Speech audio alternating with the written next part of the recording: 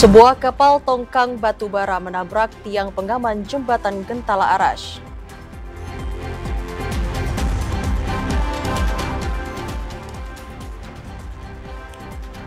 Gubernur Al-Haris kukuhkan tim kerja GDPK 5 Pilar Provinsi Jambi tahun 2025-2030.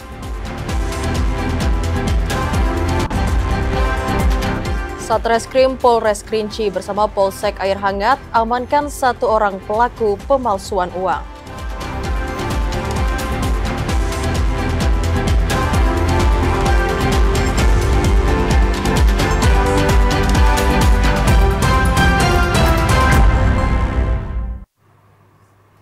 Assalamualaikum warahmatullahi wabarakatuh.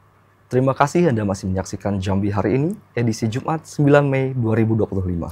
Ya, selain 3 topik utama tadi, tim redaksi kami juga telah menyiapkan sejumlah informasi penting dan menarik lainnya untuk Anda. Bersama saya Chandrika Divani. Dan saya Ridho Pratama, inilah Jambi hari ini selengkapnya. Kita awali Jambi hari ini dalam segmen ibadah haji 1446 Hijriah. Bupati Kerinci menghadiri kegiatan manasik haji, sekaligus pelepasan keberangkatan jemaah haji Kabupaten Kerinci tahun 2025. Monadi berharap para jemaah haji mampu melaksanakan ibadahnya dengan sempurna.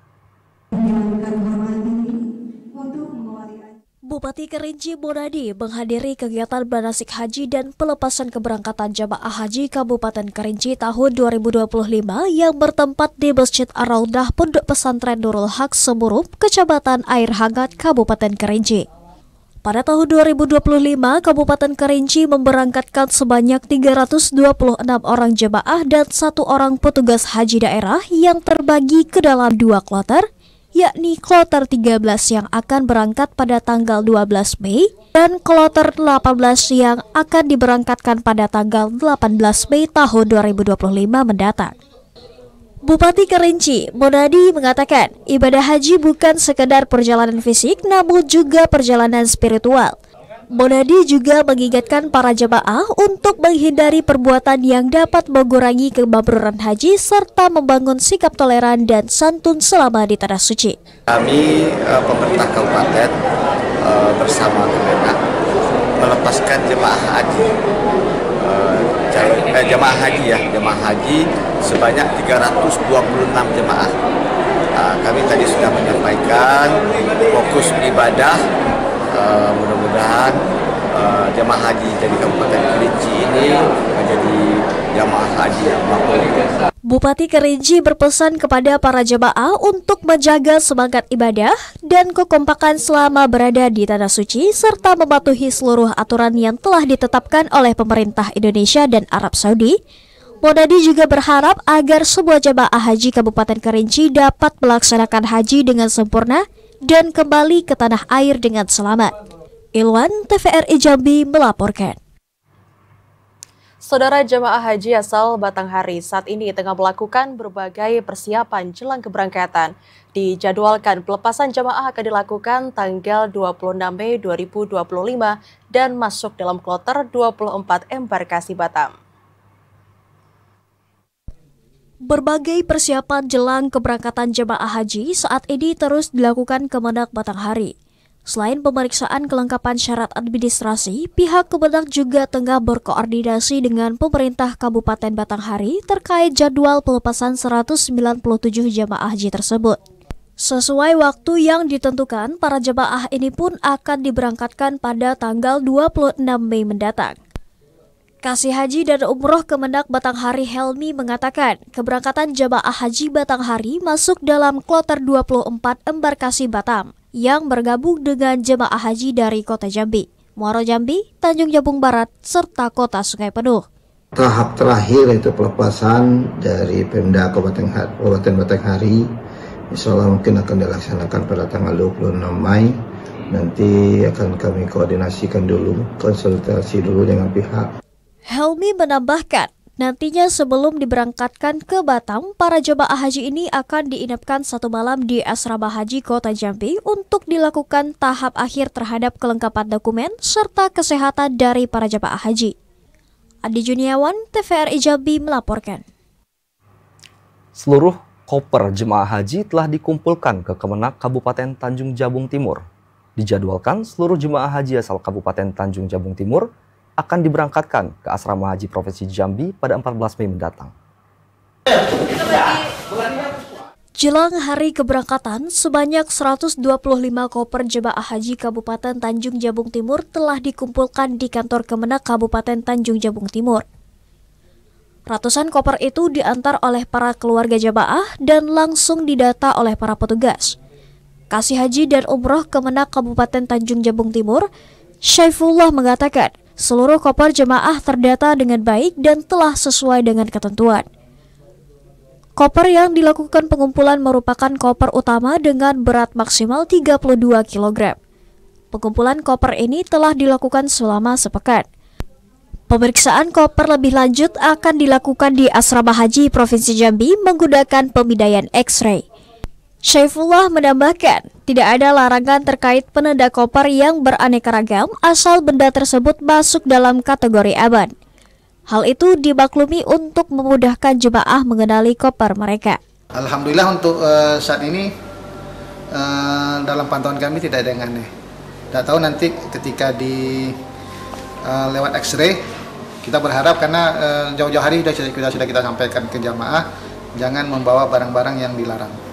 125 jemaah haji asal Kabupaten Tanjung Jabung Timur beserta 2 orang petugas haji daerah akan bertolak ke Asrama Haji Provinsi Jambi pada Rabu 14 Mei 2025 mendatang. Jemaah asal Kabupaten Tanjung Jabung Timur tersebut tergabung dalam kloter 14 embarkasi antara Jambi. Cliva Patria, TVRI Jambi melaporkan. Jelang keberangkatan, seluruh jemaah haji asal Kota Jambi telah diberikan pembekalan untuk barang yang diperbolehkan dan dilarang saat pelaksanaan ibadah haji.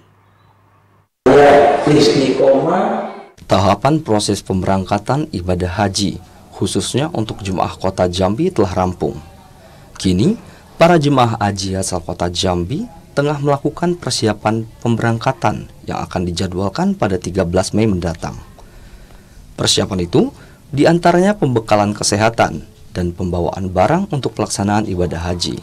Kasih Haji Kemenak Kota Jambi Muhammad Holis mengatakan pihaknya telah memberikan penjelasan ke seluruh jemaah haji, barang yang diperbolehkan dan yang tidak diperbolehkan dibawa saat pemberangkatan ibadah haji. Kemenak Kota Jambi menjelaskan, barang yang tidak diperbolehkan dibawa jemaah seperti deterjen dan benda keras serta tajam seperti gunting.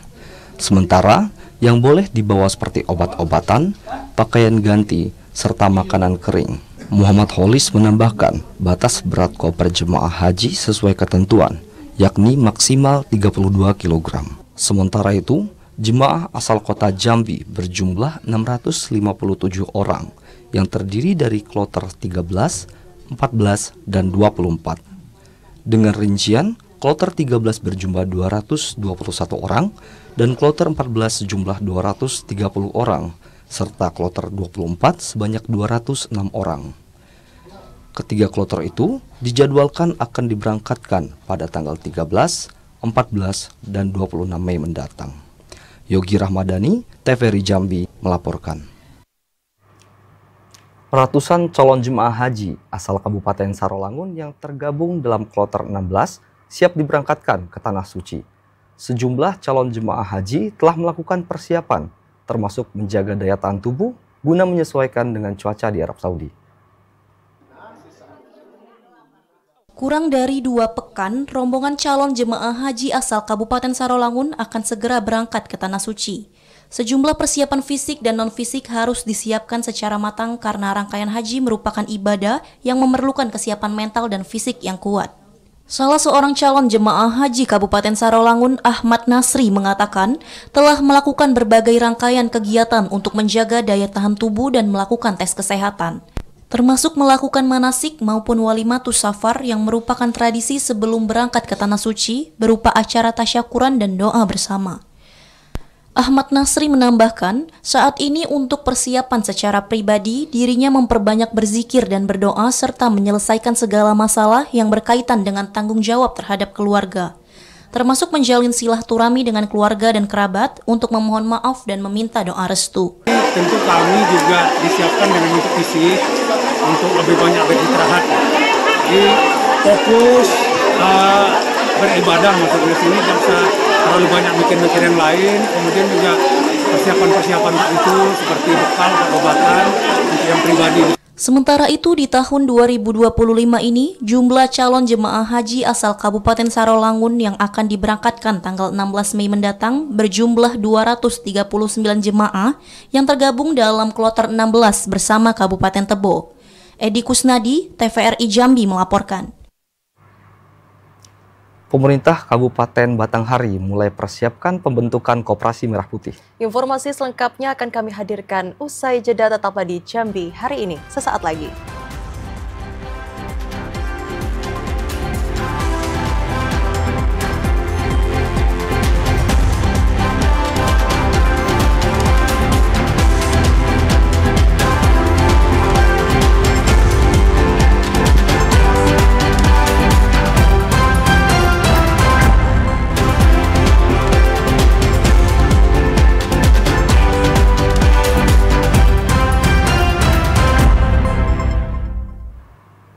Anda masih di Jambi hari ini. Saudara, tahun ini pemerintah siapkan kuota 20.000 rumah subsidi untuk para buruh se-Indonesia. Pemprov Jambi pun tengah menyiapkan database dan lokasi untuk direalisasikan di Provinsi Jambi. Dan informasi selengkapnya akan disampaikan oleh reporter TVRI Jambi, Ahmad Solihin. Ya, Amsol, silakan dengan laporan Anda. Baik, terima kasih. Saudara, 3 juta rumah untuk masyarakat Indonesia ini merupakan salah satu program di masa kepemimpinan Presiden Prabowo Subianto, di mana pada tahun ini pemerintah menyiapkan kuota sebanyak 220.000 rumah subsidi untuk masyarakat berpenghasilan rendah yang terbagi dalam 13 segmen pekerja. Salah satunya adalah buruh, di mana buruh ini juga mendapatkan kuota sekitar 9,1% atau sebanyak 20.000 rumah. Tentu saja program rumah untuk buruh ini disambut positif oleh sejumlah buruh yang ada di Provinsi Jambi karena dinilai mampu untuk dapat meningkatkan taraf hidup mereka dan juga suatu keberpihakan negara terhadap pekerja yang selama ini juga menjadi motor penggerak perekonomian nasional. Penyediaan hunian subsidi ini tidak hanya sebagai pemenuhan hak dasar dari para buruh saja, namun juga dapat menguatkan ekosistem kehidupan yang lebih layak, lebih sehat, dan juga produktif. Gubernur Jambi Al-Haris mengatakan bahwa upaya untuk mendukung program rumah untuk buruh ini, saat ini pemerintah Provinsi Jambi masih akan menyiapkan database yang didapatkan dari pemerintah kabupaten kota untuk data calon penerima rumah yang merupakan program dari Presiden Prabowo Subianto ini agar nantinya dapat tepat sasaran. Selain itu, pemerintah Provinsi Jambi saat ini juga masih akan memetakan sejumlah titik lokasi yang tersebar di 11 kabupaten kota yang nantinya akan dijadikan lokasi pengembangan perumahan dengan mempertimbangkan kenyamanan dari para buruh. Gubernur Al-Haris meyakini keseriusan pemerintah pusat dalam program rumah untuk buruh ini yang diharapkan dapat membawa banyak sekali dampak yang baik untuk peningkatan kualitas hidup masyarakat yang ada di Provinsi Jambi. Selain itu, Gubernur Jambi juga menambahkan bahwa pemerintah Provinsi Jambi terus berupaya untuk meningkatkan kesejahteraan para buruh. Selain mendukung program rumah untuk buruh ini, pemerintah Provinsi Jambi juga tegas dalam merealisasikan kebijakan untuk menaikkan upah minimum provinsi atau UMP setiap tahunnya. Sementara itu, saudara, salah seorang buruh yang kami jumpai di salah satu pabrik yang ada di Kabupaten Muaro Jambi menyambut antusias dan juga mengaku senang dengan adanya program rumah untuk buruh ini yang diharapkan bahwa nantinya rumah untuk buruh ini dapat segera digulirkan dan dapat direalisasikan secara tepat, dan nanti pada saat pelaksanaannya masyarakat juga selalu diberikan kemudahan sehingga rumah untuk buruh ini dapat segera dirasakan oleh para buruh yang ada di Provinsi Jambi. Dan tentu saja hal ini juga menjadi suatu penyemangat bagi mereka agar juga bisa memiliki aset pribadi. Untuk sementara demikian dapat kami laporkan, kita kembali ke studio. Terima kasih Amsol atas laporan Anda dan selamat bertugas kembali. Kita ke sorotan lainnya, saudara, sebuah kapal tongkang bermuatan batu bara menabrak tiang penggaman jembatan Gentala Arash di Kota Jambi Kamis sore. Diduga kecelakaan disebabkan jarak pandang yang terbatas akibat hujan deras sehingga nakoda tidak mampu mengendalikan kapal. Kapal tongkang bermuatan ribuan ton batu bara menabrak tiang fender penggaman jembatan Gentala Arash Kota Jambi Kamis sore. Bahkan tali penarik tongkang bernama Lambung Megatrans 2 putus. Diduga nakoda kapal tunda bernama Nur Khalifah Dirmayanti ini tidak dapat mengendalikan kapalnya saat akan melintas di bawah jembatan Gentala Arash. Kondisi itu terjadi karena jarak pandang yang terbatas akibat hujan deras yang mengguyur Sungai Batanghari saat kejadian tersebut terjadi. Berdasarkan pemeriksaan oleh polisi perairan Polda Jambi di lokasi kejadian, tongkang hanya menabrak tiang penggaman dan tidak merusak tiang utama, sehingga tidak membahayakan konstruksi jembatan. Yang jelas pada hari ini sekitar pukul 14.00 ya, tadi ada informasi dari masyarakat bahwa tongkang menabrak jembatan Gentala Arash. Jadi setelah kita turun ke TKP, kita nyatakan memang ada kebenarannya bahwa salah satu vendor di jembatan itu tersenggol tongkang, yaitu tongkang dengan inisial Megatrans 2. Saat ini wanita yang menahkodai kapal tunda bernama Lambung Ekuator 5 menjalani pemeriksaan di kantor Polair Polda Jambi. Asyar TVRI Jambi melaporkan. Kita beralih ke berita selanjutnya, saudara. Rencana peluncuran Koperasi Merah Putih kini tengah dipersiapkan oleh Pemkab Pemerintah Kabupaten Batanghari. Langkah awal dimulai dengan sosialisasi di tingkat perangkat desa maupun kelurahan. Pemerintah Kabupaten Batanghari saat ini tengah melakukan berbagai persiapan dalam pembentukan Koperasi Merah Putih di 110 desa dan 14 kelurahan yang ada di Batanghari. Pada tahap awal ini, pemerintah kabupaten mulai menjalani tahapan sosialisasi dari rencana pembentukan koperasi tersebut di tingkat perangkat desa dan kelurahan di 8 kecamatan. Kepala Bidang Koperasi Dinas Perdagangan Koperasi dan UKM Batanghari Idros mengatakan, pihaknya saat ini masih menunggu petunjuk teknis dari Kementerian Koperasi terkait pelaksanaan dari Koperasi Desa Kelurahan Merah Putih yang bertujuan untuk meningkatkan perekonomian dan kesejahteraan masyarakat. Setelah tahapan sosialisasi ini, akan dilakukan pembentukan tim kelompok kerja dengan melibatkan sejumlah OPD terkait seperti Dinas Perkebunan, Dinas Pangan Pertanian dan Perikanan, Diskominfo serta pendamping desa. Ade Juniawan, TVRI Jambi melaporkan.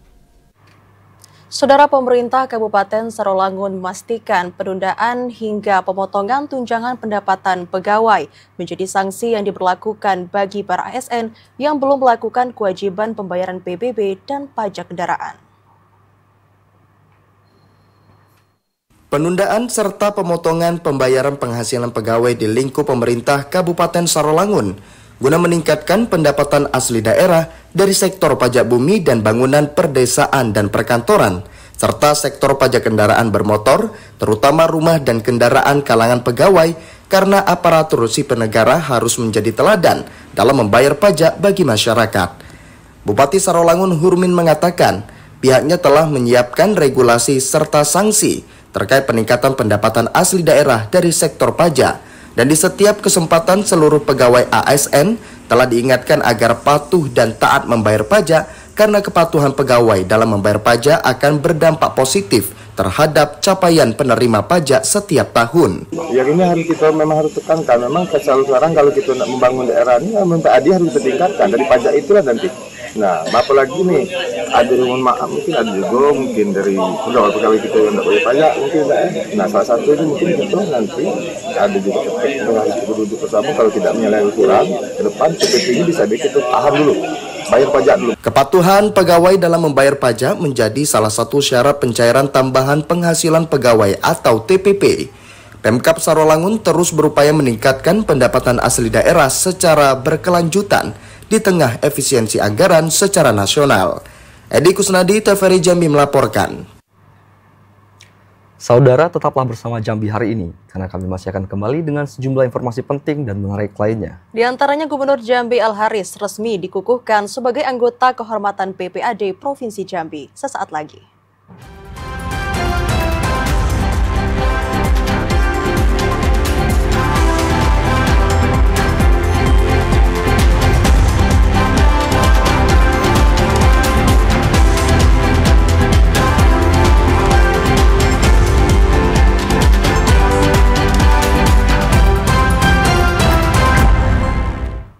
Saudara, terima kasih Anda masih menyaksikan Jambi hari ini dalam segmen advertorial. Bersamaan dengan pengukuhan dan pelantikan Ketua Dewan Pimpinan Daerah PPAD Provinsi Jambi masa bakti 2005-2030, Gubernur Jambi Al-Haris resmi dikukuhkan sebagai anggota kehormatan PPAD Provinsi Jambi. Anggaran dasar dan anggaran rumah tangga PPAD Gubernur Jambi Al-Haris resmi dikukuhkan sebagai anggota kehormatan Persatuan Purnawirawan TNI Angkatan Darat atau PPAD Provinsi Jambi oleh Pelaksana Tugas Ketua Umum PPAD Pusat Komarudin Simanjuntak. Pengukuhan untuk orang nomor 1 di Provinsi Jambi itu dilaksanakan bersamaan dengan pengukuhan dan pelantikan Ketua Dewan Pimpinan Daerah PPAD Provinsi Jambi masa bakti 2025-2030.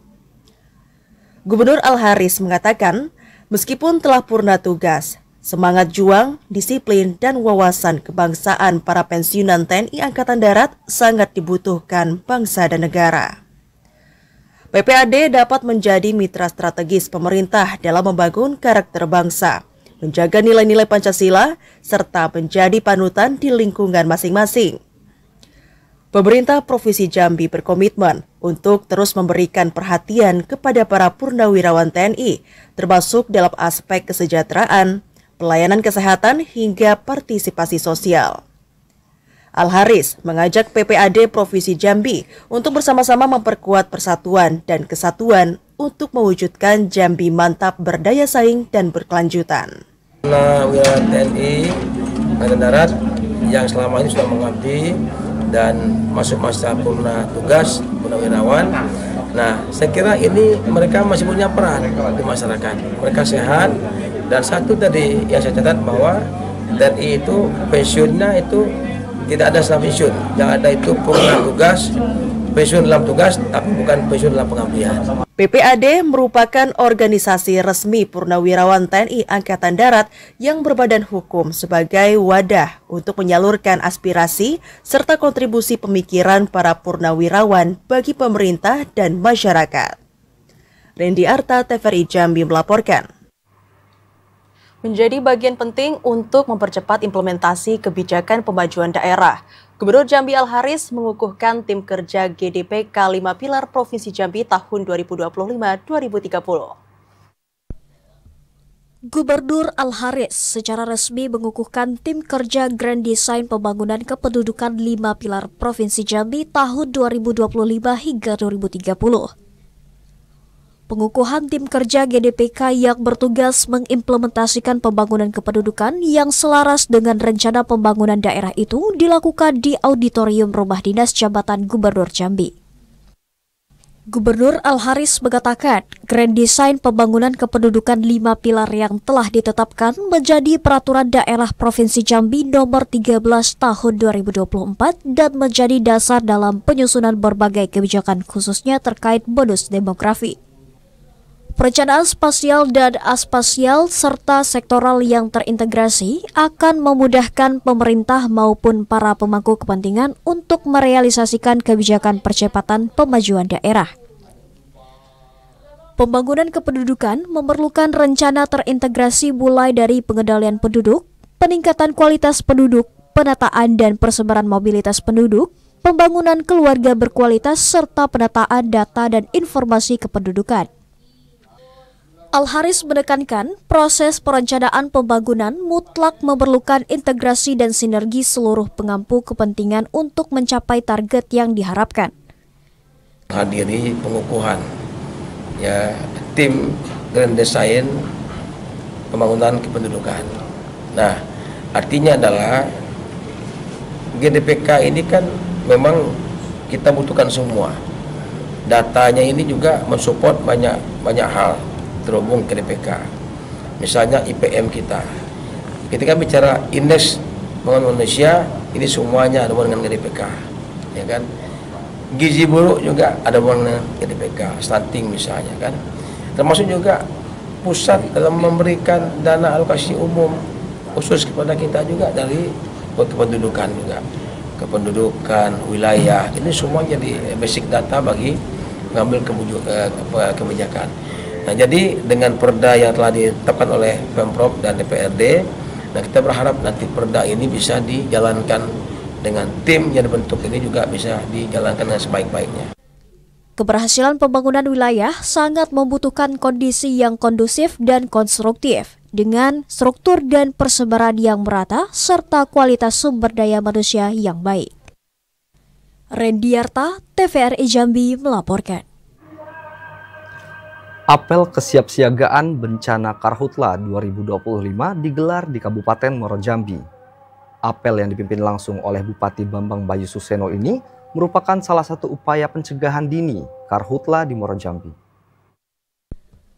Sebagai upaya memperkuat koordinasi dan mencegah kebakaran hutan dan lahan, terutama pada daerah rawan terjadinya bencana Karhutla, Jumat pagi Bupati Muaro Jambi, Bambang Bayu Suseno memimpin apel kesiapsiagaan Karhutla tahun 2025.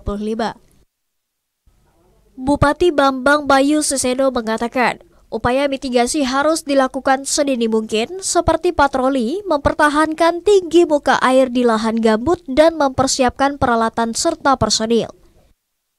Berdasarkan prediksi BMKG, musim kemarau di Kabupaten Muaro Jambi akan terjadi pada akhir bulan Mei ini. Masyarakat dihimbau untuk tidak membuka lahan dengan cara dibakar dan memastikan lingkungan tetap aman. Selain kesiapsiagaan, penanganan Karhutla juga dilakukan secara bersama oleh seluruh pihak terkait. Mengingat bencana Karhutla menimbulkan berbagai dampak buruk, baik pada alam, kesehatan, bahkan ekonomi. Sarana dan kesiapsiagaan perusahaan-perusahaan yang memang berkontribusi di dalam perkebunan, kemudian kesiapsiagaan masyarakat untuk mengantisipasi kebakaran hutan dan lahan. Mudah-mudahan dengan apel ini akan selalu bertugas untuk berkoordinasi kepada semua stakeholder sehingga antisipasi itu akan kita lakukan setiap saat. Apel yang berlangsung di lapangan kantor Bupati itu turut diikuti oleh Wakil Bupati Junaidi Bahir bersama unsur Forkopimda dan OPD terkait. Setelah apel, Bupati Bambang Bayu Suseno bersama rombongan meninjau personil gabungan dan peralatan Satgas Karhutla tahun 2025. Azam Afnan, TVRI Jambi melaporkan. Kepala Dinas Pendidikan dan Kebudayaan Kota Jambi resmi menutup pagelaran Olimpiade Olahraga Siswa Nasional atau O2SN tingkat Kota Jambi. Para pemenang akan menjadi perwakilan Kota Jambi di tingkat provinsi. Pagelaran Olimpiade Olahraga Siswa Nasional O2SN tingkat Kota Jambi telah digelar. Kepala Dinas Pendidikan dan Kebudayaan Disdikbud Kota Jambi, Mulyadi, resmi menutup kegiatan yang digelar di Sekolah Dasar Al-Falah, Kota Jambi. Pada kesempatan itu, sejumlah siswa menampilkan penampilan bakat dan kreasi yang terbaik dari berbagai perlombaan. Para pemenang lomba akan mewakili Kota Jambi ke tingkat Provinsi Jambi. Mulyadi berharap seluruh siswa dapat mempertahankan prestasinya, sehingga dapat mempertahankan gelar di tingkat provinsi dan mengharumkan nama Kota Jambi di kancah nasional. Selain itu, Disdikbud Kota Jambi akan terus melakukan bimbingan dan pembinaan para siswa untuk meningkatkan prestasi siswa-siswi. Kita tadi juga berada di SD Al-Falah itu dalam rangka menutup kegiatan lomba O2SN FS3N tingkat Kota Jambi. Tadi kita perhatikan pada saat penutupan itu anak-anak yang keluar sebagai juara 1, 2, 3 adalah anak-anak yang memang luar biasa hebatnya. Kita lihat tampilannya luar biasa dan itu membanggakan kita semuanya, dan harapan kita tentu nama harum Kota Jambi Bahagia akan selalu muncul di tingkat-tingkat yang lebih tinggi mulai dari provinsi sampai ke nasional dan internasional. Itu harapan kita. Sementara itu, dalam memajukan pendidikan di Kota Jambi, Dinas Pendidikan Kota Jambi juga menggelar lomba cerdas cermat antar sekolah. Joko, TVRI Jambi melaporkan. Untuk meningkatkan keimanan dan ketakwaan, Bupati Tanjung Jabung Barat konsisten dalam melaksanakan safari Jumat. Program ini bertujuan untuk menjalin silaturahmi sekaligus penyampaian program pemerintah. Bupati Tanjung Jabung Barat tetap konsisten dalam menjalankan program safari Jumat. Program safari Jumat dilaksanakan Bupati Tanjab Barat Anwar Sadat sejak periode pertama menjabat Bupati dan berlanjut hingga saat ini periode kedua sebagai orang nomor 1 di bumi Serengkuh Dayuk serentak ketujuan. Kegiatan safari Jumat dilaksanakan dengan mendatangi langsung masjid, musala, dan surau hingga pelosok desa dalam wilayah kecamatan di Kabupaten Tanjab Barat. Selain untuk meningkatkan keimanan dan ketakwaan, kegiatan ini juga sebagai wadah silaturahmi sekaligus meninjau kondisi pembangunan serta menyerap langsung aspirasi masyarakat. Di dalam ayat Al-Quran tidak ada satu ayat pun yang apabila Allah meminta kita untuk mendoa, Allah selalu jawab istajib lakum, maka saya akan perkenankan. Di dalam hadis Rasulullah Shallallahu Alaihi Wasallam banyak ayat-ayat yang menyebutkan tentang doa. Misalnya ada satu hadis yang menyatakan doa silahul mu'min, doa itu senjata bagi orang mukmin. Safari Jumat juga sebagai media penyampaian program pemerintah seperti pembangunan infrastruktur, kesehatan, pendidikan, dan program unggulan lainnya. Didi Haryadi, TVRI Jambi melaporkan. Polres Merangin melakukan patroli dan razia untuk menghentikan praktik premanisme. Informasi selengkapnya akan kami hadirkan usai jeda, tetaplah di Jambi hari ini.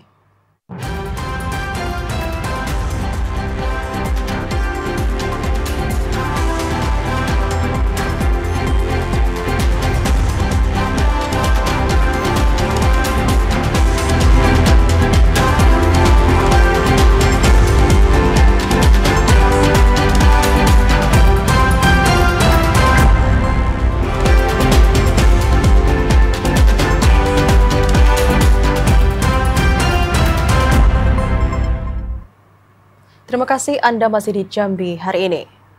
Saudara, sesuai instruksi Kapolri, Polres Merangin melakukan patroli dan razia untuk menghentikan praktik premanisme.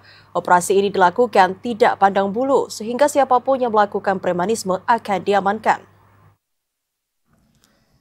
Kepala Kepolisian Republik Indonesia, Kapolri Jenderal Listio Sigit Prabowo menginstruksikan jajaran di bawahnya agar melakukan operasi razia untuk memberantas premanisme yang semakin marak dan meresahkan. Operasi yang dimulai sejak tanggal 1 Mei ini bertujuan untuk menghentikan praktik premanisme yang mengancam stabilitas keamanan dan menyulitkan masuknya investasi nasional. Sesuai dengan instruksi tersebut, Polres Merangin telah mengerahkan 30 personil untuk melakukan patroli dan razia premanisme. Dalam pemberantasan premanisme, Polres Merangin tidak pandang bulu sehingga siapapun yang melakukan praktik premanisme akan diamankan, termasuk premanisme yang berkedok ormas dan LSM. Tidak pandang bulu sesuai dengan instruksi pimpinan, apapun itu, berkedok apapun yang melakukan aksi premanisme khususnya di Kabupaten Merangin akan kami lakukan penindakan lebih lanjut. Patroli tetap kami laksanakan setiap malam akan dilaksanakan sampai operasi ini berakhir, dan apabila ditemukan aksi premanisme tetap kami lakukan tindakan lebih lanjut. Sejauh ini sudah 2 orang yang ditangkap karena telah melakukan praktik premanisme dengan menjual minuman secara paksa dan mengancam sopir truk. Mereka telah mendapatkan pembinaan dan diharapkan tidak lagi meresahkan masyarakat. Polres Merangin akan terus melakukan patroli hingga tanggal 20 Mei 2025. Bila terbukti adanya unsur pidana, pelaku premanisme akan diproses hukum. M. Sobar, TVRI Jambi melaporkan. Satreskrim Polres Kerinci bersama dengan Polsek Air Hangat berhasil mengamankan 1 orang tersangka pemalsuan uang. Pelaku tersebut mencetak sebanyak 10 lembar uang palsu pecahan Rp100.000 dengan kertas yang biasa dicetak menggunakan printer. Satreskrim Polres Kerinci bersama dengan Polsek Air Hangat berhasil mengamankan 1 orang tersangka kasus pemalsuan uang. Pelaku berinisial WEP, warga Desa Koto 2 Baru, Kecamatan Air Hangat, Kabupaten Kerinci. Kasat Reskrim Polres Kerinci AKP Ferry Prasetyawan mengatakan, penangkapan pelaku berawal dari laporan masyarakat yang menerima uang palsu dari tangan tersangka. Peredaran uang palsu yang dilakukan tersangka sempat viral di media sosial. Pelaku telah mencetak sebanyak 10 lembar uang palsu pecahan Rp100.000 dengan kertas biasa yang dicetak menggunakan printer. Pelaku telah menjalankan aksi dari tanggal 30 April lalu. Selain itu, dari tangan pelaku polisi berhasil mengamankan barang bukti berupa kertas, printer, gunting, uang palsu pecahan Rp100.000 sebanyak 2 lembar serta bekas sobekan uang palsu. Kemudian Polsek Air Hangat berkoordinasi dengan Satreskrim Polres Kerinci dan menindaklanjuti laporan tersebut karena peristiwa tersebut juga viral di media sosial.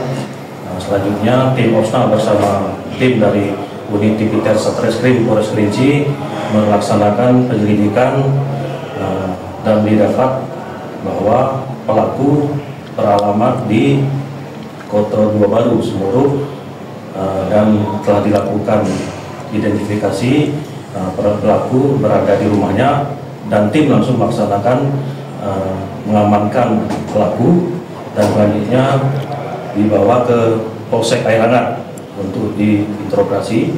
Kemudian setelah di Polsek, pelaku mengakui bahwa perbuatannya tersebut dan selanjutnya tim langsung membawa pelaku ke Polres Kerinci untuk proses hukum lebih lanjut.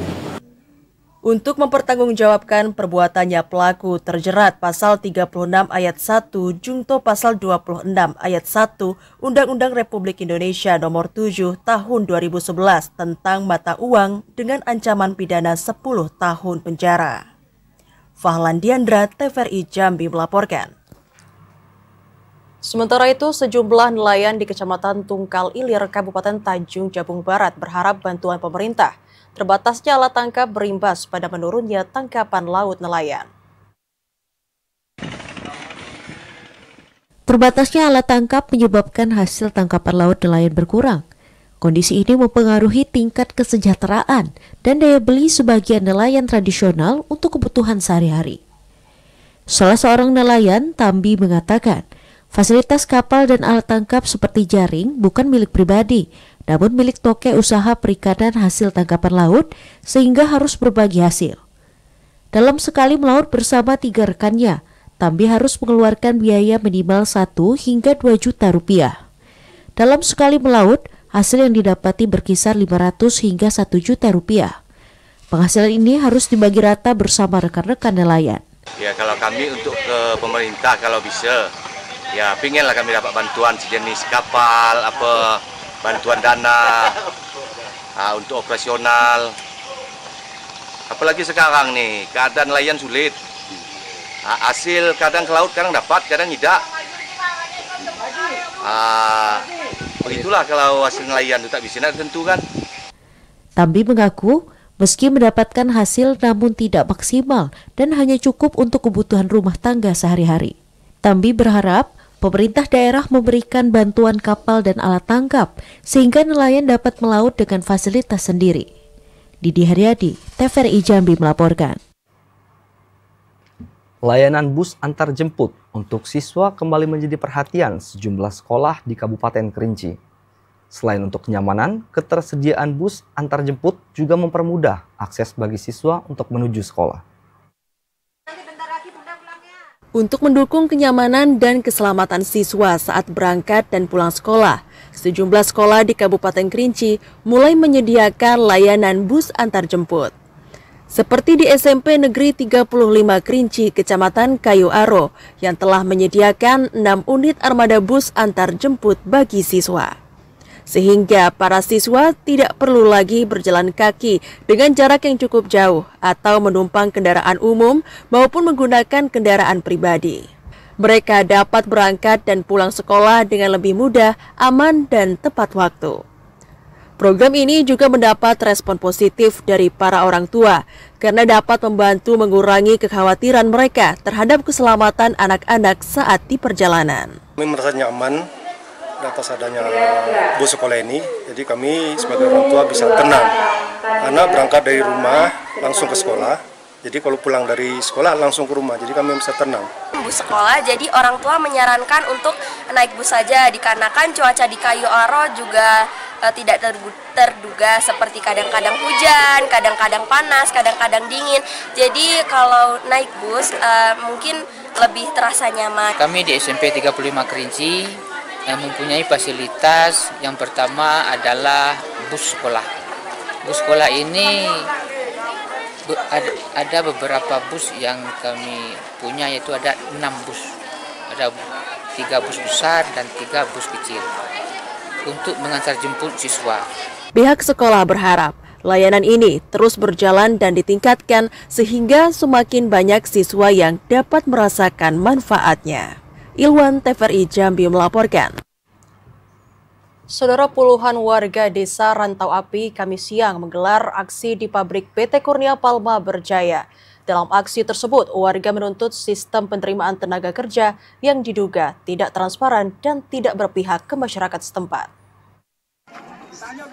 Aksi puluhan warga desa Rantau Api dikawal oleh aparat kepolisian di depan pintu masuk PT Kurnia Palma Berjaya atau KPB. Dalam aksi tersebut, warga menyampaikan beberapa hal tuntutan, diantaranya sistem penerimaan tenaga kerja yang diduga tidak transparan dan tidak berpihak ke masyarakat setempat. Tuntutan lain yang disampaikan masyarakat terkait sejak perusahaan berdiri hingga beroperasi, pihak perusahaan sama sekali belum pernah melakukan sosialisasi terkait masalah lingkungan kepada masyarakat. Karena limbah asap yang dikeluarkan oleh perusahaan itu diduga berdampak kepada masyarakat, tetapi tidak ada solusi apapun. Tidak hanya itu, dalam orasi yang disampaikan terkait perizinan perusahaan yang diduga tidak memiliki kelengkapan dokumen izin operasional seperti dokumen operasional pabrik, dokumen AMDAL, dan dokumen perizinan lainnya. Aksi yang disampaikan langsung disambut perwakilan perusahaan, bahkan beberapa perwakilan langsung melakukan pertemuan dengan pihak perusahaan. Dalam pertemuan tersebut ternyata tuntutan yang disampaikan masyarakat tidak terpenuhi. Karena tuntutan yang disampaikan tidak terpenuhi, masyarakat setempat melakukan aksi penyetopan mobil yang masuk ke perusahaan sebagai aksi protes karena tuntutan mereka belum terpenuhi. Intizam, TVRI Jambi melaporkan. Demikian Jambi hari ini. Terima kasih atas perhatian dan kebersamaan Anda. Bersama saya Rido Pratama. Dan saya Chandrika Divani bersama kerabat kerja yang bertugas pamit undur diri. Wassalamualaikum warahmatullahi wabarakatuh dan sampai jumpa.